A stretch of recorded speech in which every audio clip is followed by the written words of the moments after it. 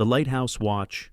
On December 26, 1900, a supply ship arrived at the Flannan Isles Lighthouse off Scotland and found all 3 lighthouse keepers had vanished. No bodies were ever found. Among the personal effects left behind was a pocket watch belonging to keeper James Ducat. The watch had stopped at 8:45. 12 years later, in 1912, fishermen found a pocket watch on a beach near the islands. It was Ducat's watch, matching the serial number and engravings. But the watch showed no corrosion, no water damage, no sign of spending 12 years in the harsh North Atlantic. It looked as if it had been placed there the day before. The Flannan Isles mystery is famous in maritime history. The 3 experienced keepers, James Ducat, Thomas Marshall, and Donald MacArthur, disappeared without explanation. The investigation found strange details. 2 sets of weather gear were missing, but the 3rd remained. A chair was knocked over. The entrance was closed but not locked. The clock had stopped. Ducat's gold pocket watch was documented in the lighthouse inventory. In 1912, when fishermen found a watch on a beach that's typically underwater, except during extreme low tides, it matched Ducat's description completely. 12 years in the North Atlantic should have destroyed it. Salt water corrodes metal rapidly. The constant wave action, exposure, and temperature extremes should have left the watch rusted and non-functional. Instead, witnesses described it as appearing almost new. The gold casing showed minimal tarnish. The internal mechanism could be cleaned and made functional again with minimal work. Several theories emerged. Perhaps the watch was stored elsewhere and only recently ended up on the beach.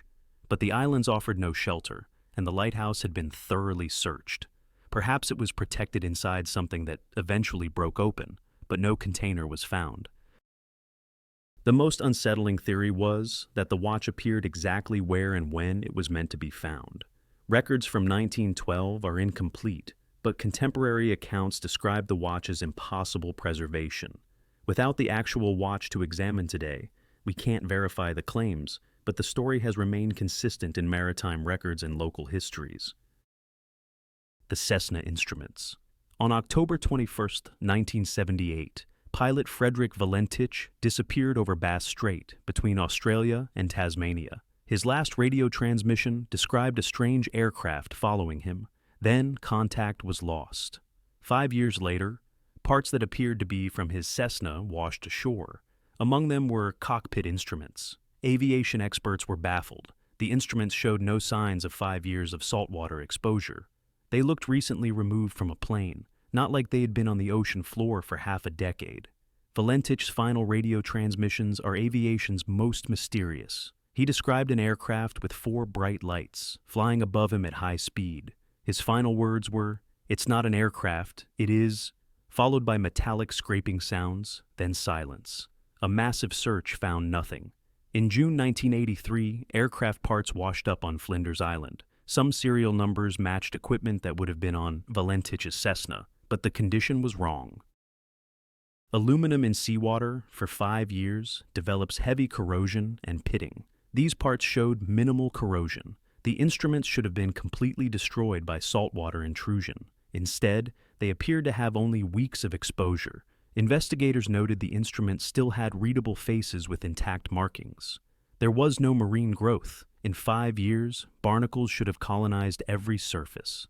Several theories were proposed. The parts weren't from Valentich's plane. They were kept somewhere and recently disposed of in the ocean, or something more unusual occurred related to his strange final transmissions. The Australian authorities never confirmed the parts were definitely from Valentich's Cessna. The case remains officially unsolved, and the part's impossible condition raises more questions than answers. The Amber Room Panel. The Amber Room, called the Eighth Wonder of the World, was looted by Nazi Germany in 1941 and disappeared in 1945. In 1997, German police recovered one small panel during an investigation. The panel, allegedly in someone's basement for 50 years, showed no degradation. Amber is organic and degrades over time, especially in poor storage. This panel looked fresh, showing none of the expected damage from decades in a basement. The Amber Room originally contained 6 tons of amber backed with gold leaf. When the Nazis seized it, they transported it to Königsberg Castle. In 1945, as Allied forces approached, it was disassembled and hidden. It hasn't been seen since. In 1997, police found a small decorative panel during a raid. The man who possessed it said his father, a German soldier, had taken it in 1945. It had been in his family's basement ever since. Experts were surprised by the condition. Amber is fossilized tree resin. Over time, especially with fluctuating temperature and humidity, amber develops crazing surface cracks and discoloration. This panel had none of that. The gold leaf backing should have tarnished or flaked. It hadn't. Post-war Germany had harsh conditions, damaged homes, inconsistent heating, damp basements. Yet the panel remained pristine. Some suggested it had been stored in a sealed container, maintaining perfect conditions. But the owner said it was wrapped in cloth in a wooden box, nothing special. The most mysterious aspect is that if this panel survived perfectly, where are the rest? The Civil War Bible. In 1863, Union soldier Robert E. Thompson carried a Bible that allegedly stopped a bullet, saving his life temporarily before he died of other wounds. His final letter described the Bible being destroyed. In 2012, a metal detectorist found a Bible buried at Chickamauga Battlefield. The name inside was Robert E. Thompson, but the Bible showed no bullet damage. And despite 150 years buried in Georgia soil, it looked barely aged. The leather was intact, pages were readable, and there was no bullet hole. Thompson's letters are preserved in the National Archives. His final letter from a field hospital described the Bible stopping a Confederate bullet. The family kept the letter and believed the Bible was destroyed. In 2012, a hobbyist found a leather-bound Bible 6 inches deep at Chickamauga. Inside was a nameplate. Property of Robert E. Thompson, Company D, 21st Ohio Volunteer Infantry. The Bible was authenticated as 1850s printing, matching Thompson's era. But several things were wrong. There was no bullet damage, no hole through pages, no impact mark. The leather buried in acidic Georgia soil for 150 years should have decomposed. Instead, it was intact. The pages were yellowed, but readable. There was no mold or insect damage. Leather experts said the condition was highly unusual for burial duration. Even in archival conditions, leather shows significant aging after 150 years. This Bible looked like it had been buried for 20 to 30 years, not 150. The location where it was found didn't match battlefield accounts of Thompson's unit position. Perhaps it was buried more recently by someone who found it elsewhere. But who would have an authentic Civil War Bible with the correct soldier's name? Perhaps Thompson's letter was mistaken about the bullet, but his description was specific. The Bible is now in the Battlefield Museum, displayed as both a genuine artifact and an unsolved mystery. The Lost Wedding Ring. Anna Baker, daughter of a wealthy Pennsylvania ironmaster, was forbidden to marry the man she loved. She never married, dying in 1914. The wedding ring her suitor gave her disappeared, allegedly thrown away in anger. In 1926, renovators found a velvet box hidden in a wall of the Baker mansion. Inside was a gold wedding ring, engraved with Anna's initials and dated 1850. The ring looked brand new. Gold doesn't tarnish, but it shows wear and scratches over time. This ring looked like it had just come from the jeweler, not spent 76 years hidden in a wall. The Baker Mansion in Altoona, Pennsylvania, is now a museum. Anna Baker lived from 1825 to 1914, spending her life there after her father prevented her marriage. She kept her wedding dress in a trunk. It's now on display. The wedding ring story is mentioned in family letters, but accounts disagree on what happened to it. In 1926, during museum conversion, workers found a cavity behind plaster in Anna's bedroom. Inside was a velvet ring box, water-stained and deteriorated. The ring inside had engravings: AEB for Anna Elizabeth Baker, EG for Elias Graham, and June 1850. A jeweler examined it. Gold shows age even when unworn. Scratches accumulate, metal develops patina. Very old gold has a different look. This ring had none of those characteristics. The surface was smooth and bright. The engravings were sharp. The band showed no deformation. It looked, according to the jeweler's report, like it had been made within the past year. The ring had been made in 1850, 76 years earlier. It was in a wall cavity subject to temperature and humidity changes. Yet, it was perfect. Several explanations were considered.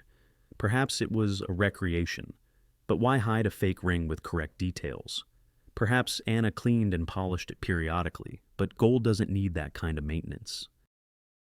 Perhaps it was made later than 1850, but jewelers confirmed the style and techniques matched 1850. The most romantic theory involves Anna's ghost. The mansion is famous for paranormal activity. Some believe Anna's love and grief kept the ring as perfect as her memories. The ring is now displayed near the wedding dress, and museum staff report both items are focal points for paranormal activity. The Expedition Compass. In 1925, British explorer Percy Fawcett disappeared in the Amazon rainforest while searching for a lost city he called Zede. He, his son Jack, and Jack's friend Raleigh Rimmel vanished completely despite numerous search expeditions. Fawcett carried a distinctive brass compass, custom-made in London, with his initials engraved on the lid. In 1952, 27 years later, a Brazilian explorer found a brass compass partially buried near a river in the Xingu region, where Fawcett had vanished. The initials PHF were clearly visible, but the compass was in impossible condition.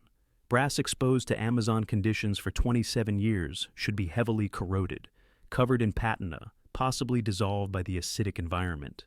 This compass looked like it had been in the jungle for maybe a year or two at most. Percy Fawcett was an experienced explorer who had made multiple Amazon expeditions. He became obsessed with finding Zede, a lost city he believed existed in the Mato Grosso region of Brazil. In 1925, at age 57, he embarked on his final expedition, taking his 21-year-old son, Jack, and Jack's friend Raleigh. The last confirmed communication was in May 1925 from Dead Horse Camp. He wrote that they were about to enter unexplored territory. After that, silence. Numerous rescue expeditions searched. Some found hostile indigenous tribes, others found traces of camps, but no conclusive evidence of Fawcett's fate. Theories range from death by disease or hostile natives, to going native and living in the jungle, to finding his lost city and staying. Fawcett's compass was famous. He'd written about it in dispatches and shown it to fellow explorers. It was a high-quality surveying compass made by a London instrument maker, with brass casing, precision bearings, and his initials prominently engraved. Several people could identify it on sight. In 1952, Brazilian explorer Orlando Vilas Boas was working in the Xingu region, making contact with indigenous tribes and mapping rivers. Near a small tributary, partially buried in mud at the waterline, he found a brass compass. Recognizing it as high-quality antique, he cleaned it and discovered the initials PHF Vilas Boas knew about Fawcett, and immediately suspected this might be his compass. He contacted the Royal Geographical Society in London, which had sponsored Fawcett's expeditions. They requested photographs and detailed descriptions. What shocked everyone was the condition. The Amazon is one of the world's harshest environments for metal. High humidity, acidic soil and water, constant moisture, and biological organisms all attack metal aggressively. Brass, an alloy of copper and zinc, is particularly vulnerable. In Amazon conditions, brass develops heavy green patina within months and can corrode through completely within a few years. This compass had been missing for 27 years. It should have been destroyed or at least heavily corroded beyond recognition. Instead, it showed light surface tarnishing, consistent with a year or two of exposure, not nearly 3 decades. The glass face over the compass dial was intact and clear. The brass case's threads where the lid screwed on were clean and functional. The compass needle still moved freely on its bearing. Metallurgists who examined photographs suggested the compass must have been protected somehow, perhaps sealed in something waterproof, or kept in dry storage, and only recently exposed to elements. But no such container was found, and if someone had kept the compass safe for 27 years, why abandon it in the mud? Some suggested the compass wasn't Fawcett's, but belonged to a later explorer with the same initials who had lost it recently.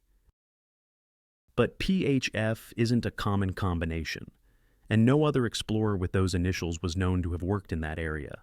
Additionally, experts on vintage compasses confirmed the style and manufacture were consistent with 1920s British instruments. The most intriguing theory is that the compass was somehow protected by environmental conditions we don't understand. Some areas of the Amazon have unusual water chemistry or soil composition, but no such area has been documented that could preserve brass for 27 years.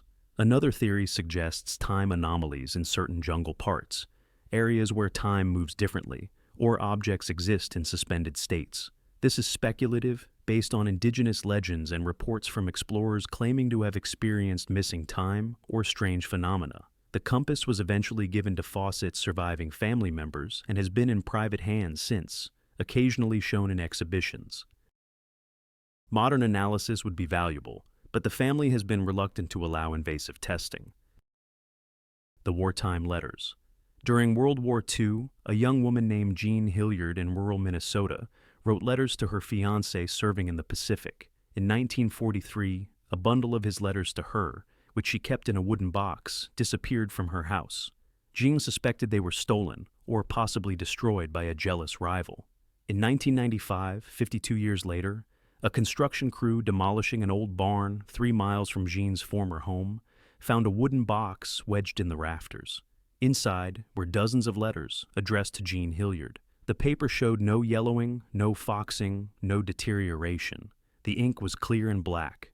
The box had been in an unheated barn through 52 Minnesota winters and summers, yet the letters looked like they'd been written months ago. Jean Hilliard's story is documented in local historical society records in rural Minnesota. She was 19 in 1943 when her fiancé, Robert, was deployed to the Pacific Theater. They wrote letters constantly. Jean saved every letter he sent, keeping them in a small wooden box her father had made.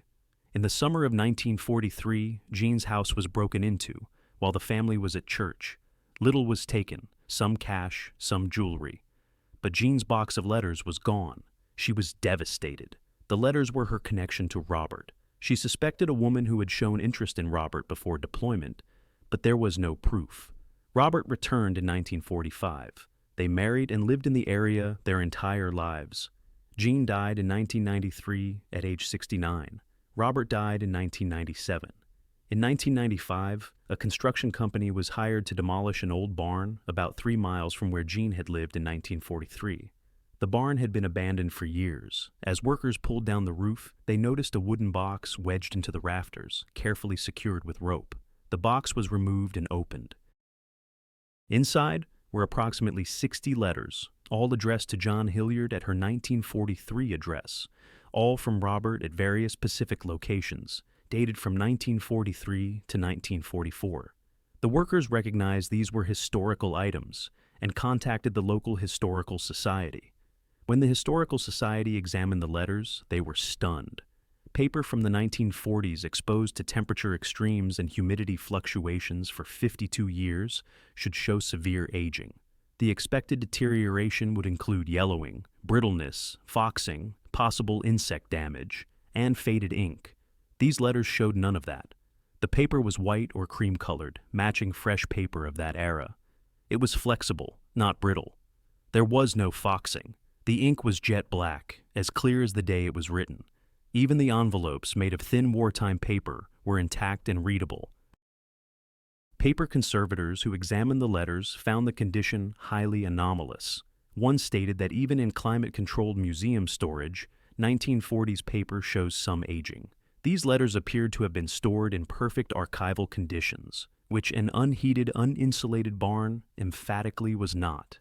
The barn's environment was documented. It had gaps in the walls, leaks in the roof, no climate control. Summer temperatures inside would have exceeded 100 degrees Fahrenheit. Winter temperatures would have dropped well below zero. Humidity would have been high in summer, low in winter. These are exactly the conditions that rapidly age paper. Several theories were proposed. Perhaps the box had been sealed so tightly that it created a perfect microenvironment. But when examined, the box had obvious gaps and was not airtight. Perhaps the letters had been stored elsewhere in good conditions and only recently placed in the barn. But why? Who would preserve 50-year-old letters and then hide them in a barn about to be demolished?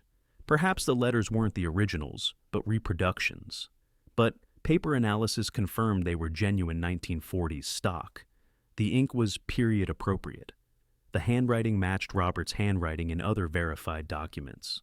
The most romantic theory is that Joan's spirit somehow preserved them. Joan had mourned the loss of those letters for 50 years. Some suggested that her love and grief created a protective field around them. When she died in 1993, the protection remained for 2 more years until the letters were found. The letters are now held by the Minnesota Historical Society in proper archival conditions. The mystery of how they disappeared and ended up in a barn 3 miles away has never been solved. The submerged camera. In 1966, photographer James Sullivan was documenting marine life off the Florida Keys. His boat capsized in rough weather. Sullivan was rescued, but his camera equipment, including a Nikon F camera in a custom underwater housing, sank in about 40 feet of water. Salvage efforts failed to locate it. In 2009, 43 years later, a recreational diver found a camera housing wedged in rocks at the same location. Inside was Sullivan's Nikon F, serial number matching his records. When photography experts examined it, they found something impossible. The camera was functional, and the film inside was developable. Saltwater for 43 years should have destroyed everything. Instead, the camera needed minor cleaning, and when the film was processed, it produced clear images. James Sullivan was a respected underwater photographer in the 1960s. He contributed to National Geographic and other publications. His work focused on coral reefs and marine ecosystems of the Florida Keys. On August 12, 1966, he was working alone from a small boat, diving to photograph reef fish. Weather deteriorated rapidly, common in the Keys. A sudden storm created dangerous waves. Sullivan's boat, anchored in shallow water, was swamped. He managed to swim to shore but lost all his equipment. The boat was salvaged days later, but the camera gear was gone. Sullivan filed an insurance claim, providing serial numbers. The Nikon F had serial number N6531452. He continued working, but never recovered that specific camera. In 2009, recreational diver Tom Matthews was exploring the same reef area. Visibility was good, and he was photographing when he noticed something wedged between coral formations. It was a rectangular metal housing, heavily encrusted with marine growth. Thinking it might be valuable, he carefully removed it and brought it to the surface. The housing was custom aluminum designed for underwater photography, typical of 1960s equipment. After cleaning, Matthews found manufacturer marks and a small engraved nameplate, property of J. Sullivan. Research led him to James Sullivan, who was still alive at age 78. When Matthews contacted him, Sullivan was amazed. He provided the serial number of his lost Nikon F. The housing was opened carefully, as it was partially corroded. Inside was a Nikon F camera, serial number N6531452. The match was perfect, but the real shock came when camera experts examined it.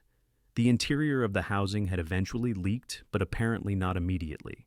The camera had been exposed to salt water, but the exposure seemed minimal. The camera body showed corrosion on exterior surfaces, but internal mechanisms were largely intact. Most remarkably, there was still film in the camera. A roll of Kodachrome film, partially exposed, was in the camera back. Film experts thought processing it was a long shot. Film submerged for 43 years, even if protected from direct water contact, should be ruined by humidity, pressure, and time. They processed the film using special techniques for damaged film. To everyone's astonishment, images appeared. Not perfect. There was some degradation, some fogging, but clearly recognizable photographs. Images of coral, fish, underwater vegetation. The last photos James Sullivan took before his equipment was lost. Photographic experts called it nearly impossible. Film is a chemical emulsion on plastic or acetate base. Water, salt, pressure, temperature, all degrade the chemicals. 43 years of these conditions should have left nothing recoverable. Several attempts to explain the preservation were made. Perhaps the housing remained sealed for most of 43 years, only leaking recently. But marine growth on the outside was consistent with decades of exposure, and the housing showed multiple points where water could enter. Perhaps the specific location created unusual preservation conditions. But 40 feet of water in the Florida Keys is a normal marine environment. Perhaps the film was replaced recently, and the whole thing was a hoax. but Sullivan verified the camera by serial number. The film type matched what he used in 1966. The photos showed the reef as it appeared in the 1960s. The film itself was tested and confirmed as vintage stock. The most technical explanation involves the chemistry of Kodachrome film. Kodachrome was known for its stability and longevity. The dyes are particularly stable. Perhaps combined with minimal water intrusion and the protected environment of the housing, the film's chemistry remained viable. But even advocates admit it's a stretch. Sullivan, interviewed in 2009, said he felt the ocean had given him a gift. The recovered photos included shots he'd forgotten. He died in 2012, grateful to have seen those images again. The camera and housing are now in a photography museum. The school time capsule. In 1958, students at Westfield High School in New Jersey sealed a time capsule to be opened in 50 years. The capsule, a large metal box, was buried in the foundation of a new building wing. In 2008, when the scheduled opening approached, the capsule couldn't be found. Ground-penetrating radar, metal detectors, review of old blueprints, nothing worked. Then in 2003, 5 years before it was supposed to be opened and 45 years after burial, construction workers doing unrelated repairs found the capsule in a wall cavity, not in the foundation where it had been placed. When opened, the contents were in perfect condition. Newspapers from 1958 were crisp and readable, not yellowed. A vinyl record played perfectly. Photographs showed no fading. Most mysteriously, fresh flowers were inside, daisies that students had placed as a symbol of hope. Fresh flowers, not dried or decayed, but as if they'd been picked that morning 45 years later. The 1958 time capsule ceremony was well documented. Westfield High School was adding a new gymnasium wing. The senior class decided to create a time capsule with items representing their era. The ceremony was attended by students, faculty, and local officials. Photographs from the event show students placing items in a large rectangular metal box. Newspapers, a vinyl record of popular music, photographs of the class, letters to the future, coins, a class yearbook, and fresh daisies picked that morning as a symbol of their fleeting youth. The box was sealed with a welded lid. Witnesses watched as it was lowered into a cavity in the foundation footer, and concrete was poured around it. A plaque was mounted on the nearby wall, noting the capsule's location and the scheduled opening date of June 2008. Over the decades, the story became part of school tradition. As 2008 approached, plans were made for the opening ceremony. But when workers began excavating the foundation where the capsule was supposedly located, they found nothing. More extensive digging found no trace. Review of 1958 construction photos seemed to confirm the location. But the capsule wasn't there. Theories ranged from theft to destruction during renovations to misremembered location. In 2003, 5 years before the scheduled opening, the school was doing maintenance on the gymnasium wall. Workers removing tiles found an unexpected void behind the wall. Breaking through, they discovered a large metal box wedged in the cavity. The plaque from 1958 was with it. This was confusing. The capsule had been placed in the foundation floor, not in a wall. And this wall hadn't existed in 1958. It was added in a 1965 renovation. How did the capsule get there?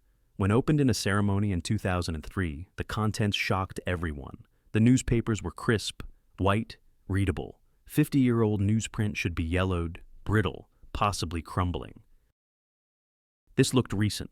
The vinyl record played on a turntable without issues. The photographs, black and white prints, showed no fading or deterioration. The yearbook's pages weren't stuck together or mildewed, but the truly impossible item was the flowers. 45-year-old flowers should be dried husks or completely decomposed. These daisies were fresh, not preserved in the sense of dried flowers maintaining shape, actually fresh. White petals, green stems, as if recently picked. They even had scent. Multiple witnesses at the 2003 opening confirmed the flowers' condition. Video footage exists. One teacher picked up a daisy and it felt fresh, not dry or brittle. Within a few hours, the flowers did begin to wilt and dry out, but when first exposed to air, they were fresh. This generated immediate controversy. Skeptics claimed it was a hoax, that the school had planted a fake capsule as a publicity stunt. But the metal box matched photographs from 1958. The newspaper's dates were correct. The yearbook matched archived copies. The vinyl record was a popular album from 1958. Everything inside was period accurate.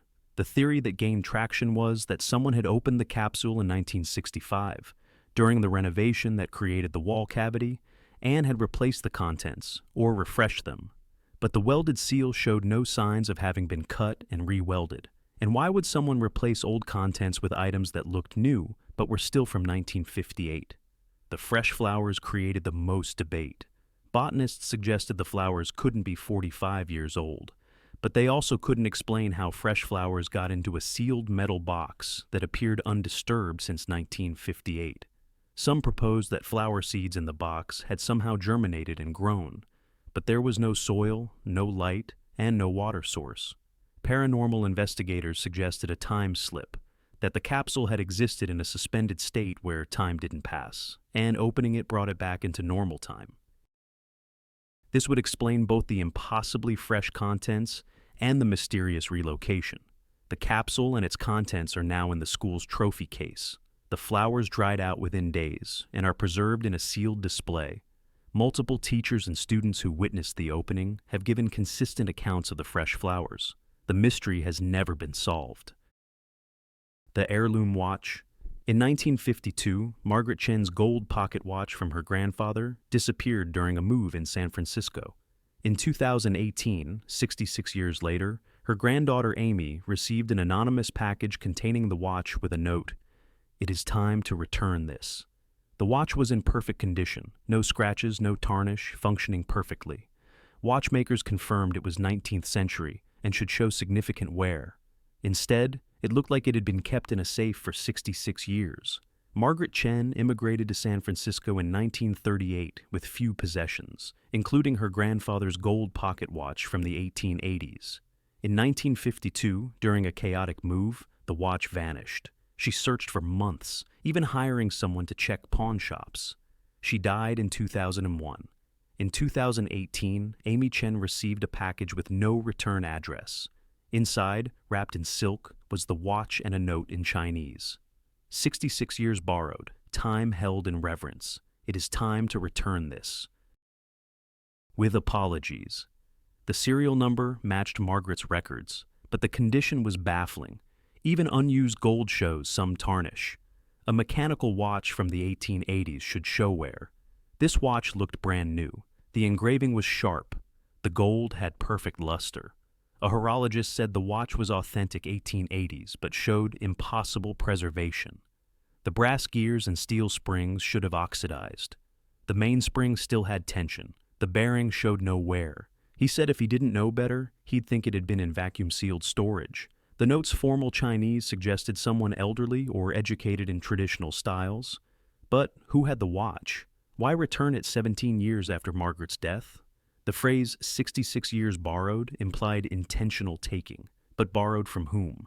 One family theory. The watch was taken to Margaret in the afterlife in 2001, spent 17 years with her there, and has now been returned.